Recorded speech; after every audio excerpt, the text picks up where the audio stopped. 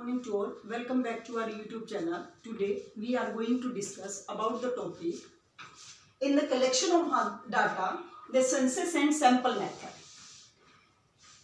In the census and sample method, first of all, we also read about the terms population या universe. इसमें एक word आता है universe या population. Then it does not mean that the population of our country, यानी यहाँ पर इसका मतलब ये नहीं है कि हमारे देश की population कितनी है. यहाँ पर population या universe का मतलब क्या होता है? Population या universe, it means an aggregates of items to be studied for an investigation. यानी इन्वेस्टिगेशन के ड्यूरेशन में जितने डाटास की स्टडी की जाती है, then these are called the universe या पॉपुलेशन. इसको हम क्या कहते हैं? यूनिवर्स या पॉपुलेशन कहते हैं.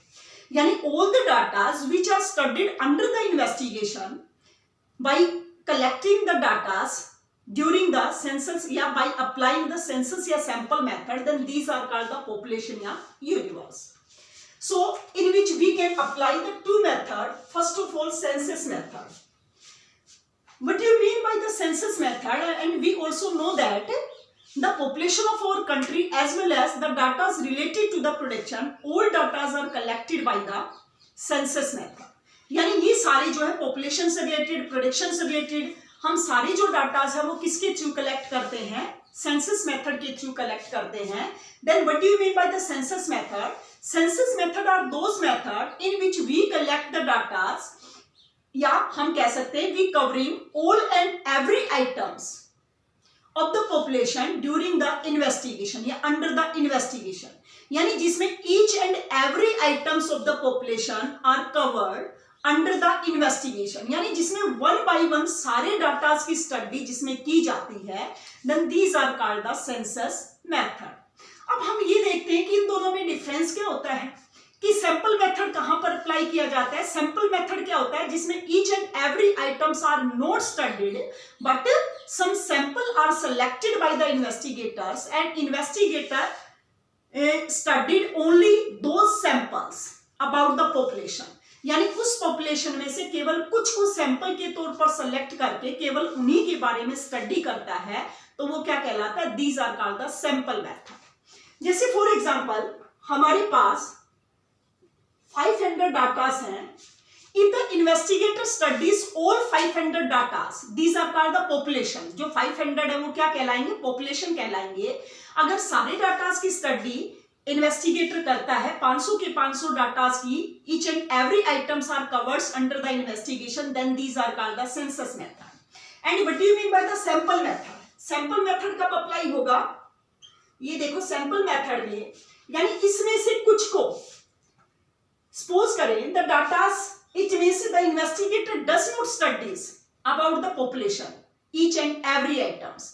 यानी 500 की स्टडी नहीं करता, सम सैंपल्स आर सेलेक्टेड. सपोज करें इसमें से 150 जो डाटास हैं एज ए सैंपल के तौर पर सेलेक्ट कर लिए जाते हैं, and these are called the representative of the whole population.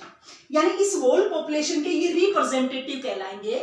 The studies also about only the sample. यानी जो इन्वेस्टिगेटर है केवल इस सैंपल की स्टडी करता है, यानी केवल 150 की स्टडी करता है, 500 में से सभी की स्टडी नहीं की जाती है. तो ये क्या कहलाता है? सैंपल मेथड कहलाता है. यानी सेंसस मेथड में सभी की स्टडी की जाएगी और सैंपल मेथड में इनमें से कुछ को सैंपल के तौर पर सेलेक्ट करके केवल इन्वेस्टिगेटर उन्हीं की स्टडी करता है, वो सैंपल मेथड होता है. अब देखिए किस सिचुएशन में जो इन्वेस्टिगेटर है, दिस कैन बी, यानी the investigator can apply the census method and in which situation the investigator can apply the sample method. आप ये देखो हम घर में डेली रूटीन में भी सैंपल मेथड अप्लाई करते हैं. जैसे मान लो कोई भी सब्जी बॉईल करते हैं तो हम केवल एक उसको देखकर हम आइडेंटिफाई करते हैं कि सारी सब्जी गली है या नहीं. राइस बनाते हैं, राइस बॉईल करते हैं तो केवल एक दाने को हम आइडेंटिफाई करके पहचान सकते हैं कि सारे राइस हमने एज ए पके हैं या नहीं. तो ये सैंपल मेथड ही है. तो ये देखो स्टेबिलिटी इसमें आ जाती है कि by which area the census method are applied. तो ये देखिए इसमें स्टेबिलिटी किस प्रकार के उसके लिए स्टेबल रहेगा और सैंपल मेथड किसके लिए स्टेबल रहेगा. Stability first is small area. यानी the census method covers only the small area, it does not cover the large area, क्योंकि each and every items of the data are studied, क्योंकि इसमें प्रत्येक data की study की जाती है। इसमें पॉपुलेशन और प्रोडक्शन केवल एक्सेप्शन कहे जाते हैं, यानी जिनसे रिलेटेड बहुत ही लार्ज एरिया, वास्ट एरिया, फिर भी इनमें सेंसस मेथड ही अप्लाई किया जाता है, क्योंकि इसमें प्योर डाटा की रिक्वायरमेंट होती है। दूसरा है डिफरेंट कैरेक्टरिस्टिक्स।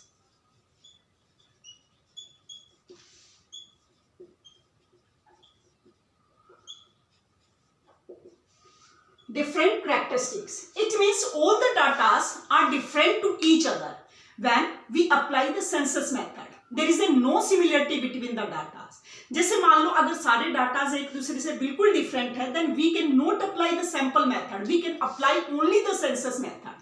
तो अगर डिफरेंट कैरेक्टरिस्टिक्स के डाटा हैं तो उस सिचुएशन में हम केवल 1 by 1 सभी की स्टडी करके ही डाटा को कलेक्ट कर सकते हैं। Third is as a intensive information.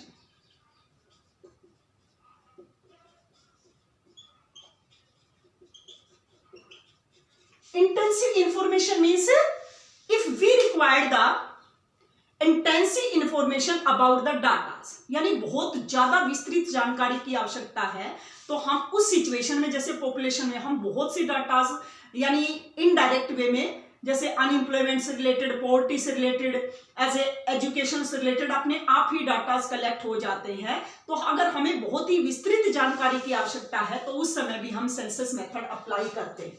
इसके साथ साथ एक्यूरेसी या ओरिजिनलिटी, ओरिजिनल डाटा, यानी यदि हमें ओरिजिनल डाटा की रिक्वायरमेंट है, वी रिक्वायर्स द ओरिजिनल या reliable data, then we can apply only the census method. इसके अपोजिट हम सैंपल मेथड की स्टेबिलिटी डिफाइन कर सकते हैं। जैसे सैंपल मेथड में यहां पर हम स्मॉल एरिया लेते हैं, तो सैंपल मेथड में क्या आ जाएगा, this can be apply for the large area, क्योंकि इसको as a some data are selected as a sample, क्योंकि कुछ डाटा को एज ए सैंपल के तौर पर सेलेक्ट किया जाता है, इसलिए इसको हम एज ए लार्ज फील्ड के लिए अप्लाई कर सकते हैं। जैसे इसमें ये डिफरेंट कैरेक्टरिस्टिक्स है, इसमें सिमिलरिटी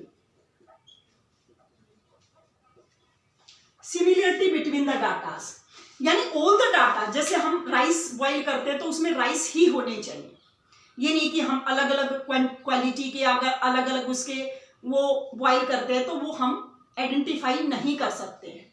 तो कहने का अभिप्राय ये है कि all the datas which are studied under the sample method, these are similar to each other, यानी सभी डाटास में कुछ ना कुछ सिमिलरिटी होनी चाहिए, तभी हम उनको एज ए सैंपल के तौर पर सेलेक्ट कर सकते हैं।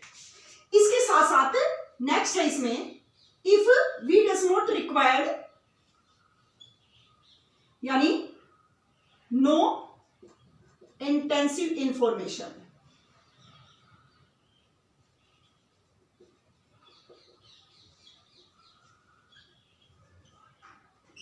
अगर हमें विस्तृत जानकारी की आवश्यकता नहीं है तो उस समय भी हम इसमें as a sample method apply कर सकते हैं। केवल हमें कुछ ही जानकारी प्राप्त करनी है तो हम सैंपल मेथड अप्लाई कर सकते हैं। इसके साथ साथ if we does not requires the original data, originality, यदि हमें ओरिजिनलिटी की रिक्वायरमेंट नहीं है या रिलायबल डाटा की रिक्वायरमेंट नहीं है तो उस केस में भी हम as a sample method apply कर सकते हैं। So these are stable for these area. तो ये एज ए सैंपल और सेंसस मेथड के बारे में है कि इसमें क्या क्या स्टेबिलिटी होनी चाहिए, किस किस फील्ड के लिए इनको अप्लाई किया जा सकता है। तो ये सेंसस और सैंपल मेथड के बारे में था। So that's all for today. For the further classes please connect our YouTube channel. Thanks and have a nice day.